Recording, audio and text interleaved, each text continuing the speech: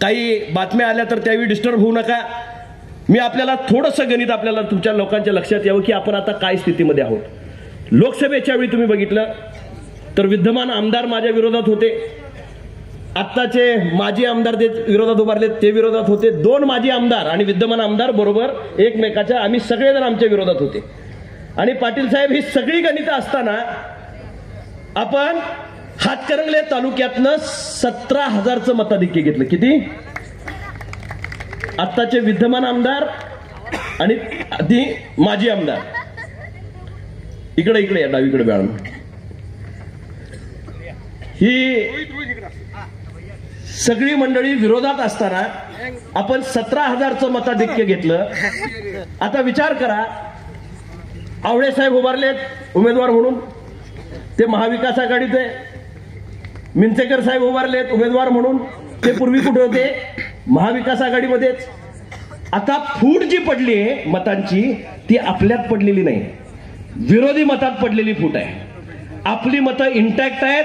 आपण जी लोकसभेला मतं घेतली त्या पद्धतीनं जरी आपण मतं घेतली तर बापू 40,000 मतांना या तालुक्यातनं निवडून जाईल, याच्याबद्दल मनामध्ये या ठिकाणी शंका बाळगायचं कारण नाही.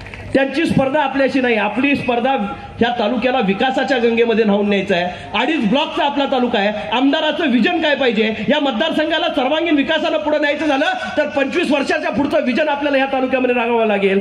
देशभक्त रत्नाप्पा कुंभार साहेब असतील, लोकनेते खासदार बाळासाहेब माने असतील, यांनी ह्या मतदारसंघाच्या प्रगतीची एक चाऊल या ठिकाणी लावून ठेवली होती. पण जी अधोगती या ठिकाणी काही वर्षांमध्ये या मतदारसंघाची झाली त्याला साथ देणारा आमदार त्या ठिकाणी आपल्याला हवा. अरे गाडीत एक पुस्तक आहे, पटकन घेऊन या गाडीत. ह्या समोरच्या साहेबांच्या बरोबर आलेल्या गाडीत शिरोळ तालुक्यातलं पुस्तक आहे, पाठीमागच्या सीटवर ठेवलेलं आहे. 2 हद्दीला लागणारे मतदारसंघ आहेत साहेब. आता ज्या मतदारसंघातनं आपण तिथनं आलो, यड्रावकर साहेबांनी पुस्तक छापलंय आणि गाव निहाय मी एक पुस्तक छापलं होतं. तुम्हाला मिळालं होतं का मागच्या वेळी लोकसभेला? नाही, तुम्ही छापलंय. तुम्ही अजून आमदार व्हायचं आहे. मी खासदार झाल्यानंतर खासदार कुठे काय करतो याच्या नावाचं मी पुस्तक छापलं होतं. त्यावर त्या ठिकाणी लोकांना लक्षात आलं की खासदाराचं नेमकं काम काय काय. 2 मतदारसंघाची तुलना आपण या ठिकाणी करायची. आपल्याला लागून असणारा शिरोळ तालुका आणि शिरोळ तालुक्यामध्ये गाववार विकास झालेला त्याचा अहवाल सन्माननीय राजेंद्र पाटील यड्रावकर साहेबांनी छापलाय आणि त्याच्यामध्ये त्यांनी 1,903 कोटी रुपयाची कामं केलेल्याचा जाहीर अहवाल या ठिकाणी केलाय.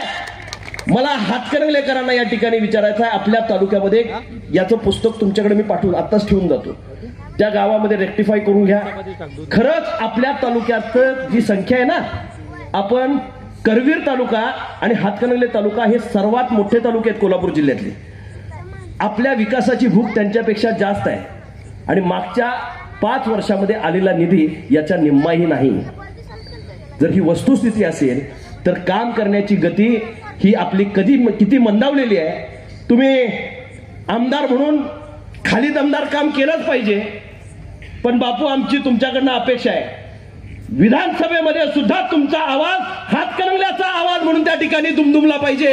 तिथं तुम्ही आमचे प्रश्न मांडले पाहिजे, झगडा केला पाहिजे, आमच्यासाठी छातीचा कोट केला पाहिजे. खासदार आणि तुम्ही तुमच्या विचाराचा करून दिलाय. माझी कळकळीची विनंती आहे माझ्या मतदार बंधू भगिनींना की आपण आमदार सुद्धा आपल्या विचाराचाच करावा लागेल.